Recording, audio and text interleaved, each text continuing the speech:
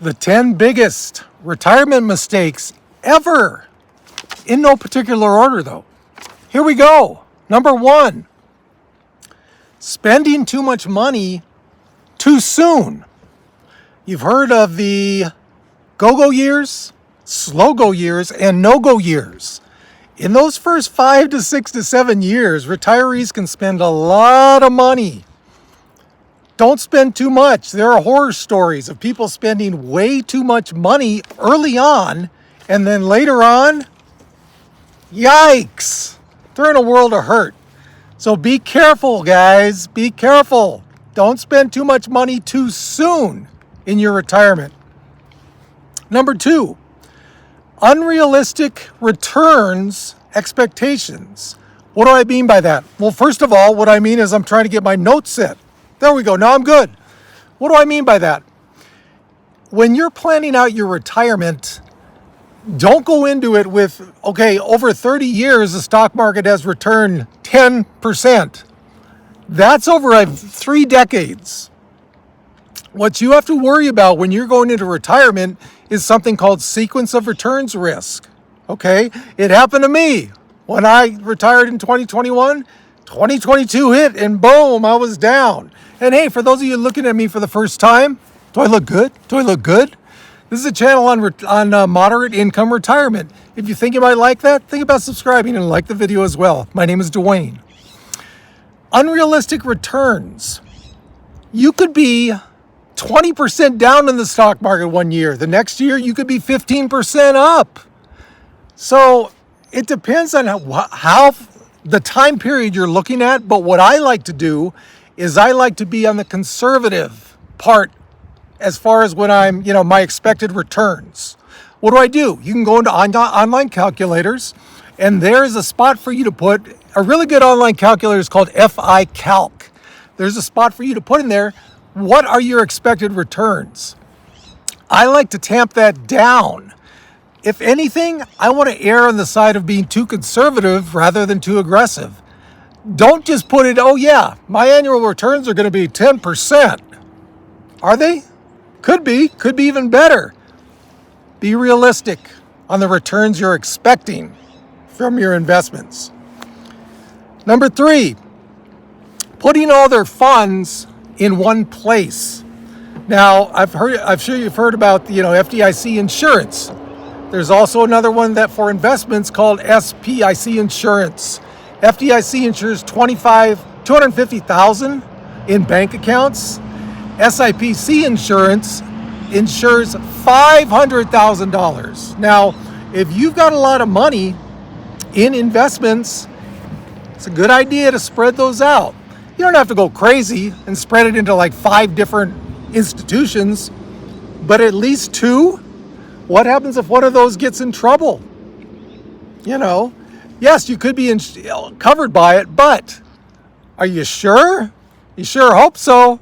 Also, what happens if one of them gets hacked? Yeah, you don't want that, right? Spread your money out to at least 2 different institutions, maybe 3. Now, you don't want to go crazy and doing it at 10. That's too complicated, right? But if you're into that complicated stuff, do it. I'm not, so I'm not going to do that. Number 4, supporting adult children. Yeah, I've mentioned it before. Sure, help them out when they need it. But if you've got a 45-year-old kid who is still living with you, now, if they are disabled, if they have major medical issues, this does not apply to that. I get that. But if they are, just normal kids, normal adults now, 40, 45 years old, and you're still supporting them, maybe not all the way, but with a lot of money, that's a big mistake, especially in your retirement years. I mean, there's nothing that can drain your retirement accounts faster than supporting adult children. Got to have a talk with them, especially before you retire. It's like, hey, I may have been generous before. I can't be so much now. Keep that in mind, guys. That's a big one. Number 5, banking on Social Security. What do I mean by that? I believe there's going to be some form of Social Security for the near future.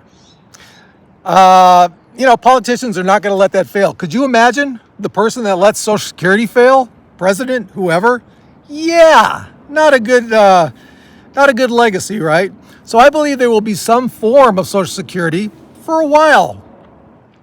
But when you're doing your calculations, don't count on it being 100%.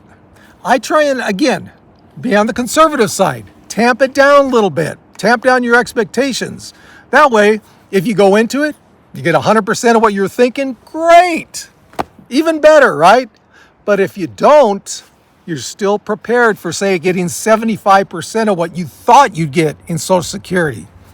Okay? So on all these assumptions, when you're doing calculations for your retirement, err on the conservative side. It never hurts to do that. If you get to 85 and you have more money than you thought, great. Perfect. That's where I want to be. All right.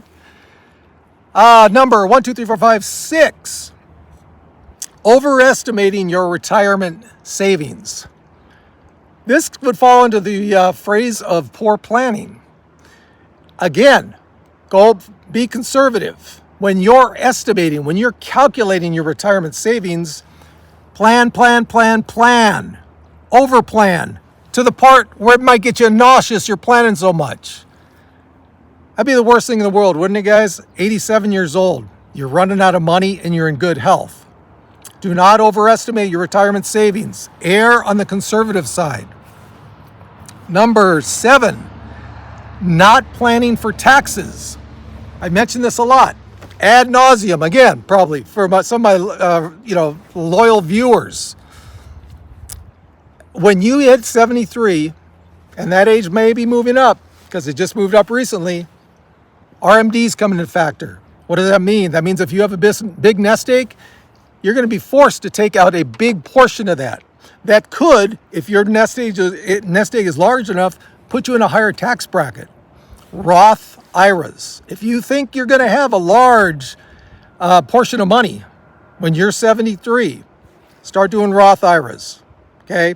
You got to know about taxes. Now, in my case, if you can pull in a little bit of income a year, you can keep those taxes really low, which I've done.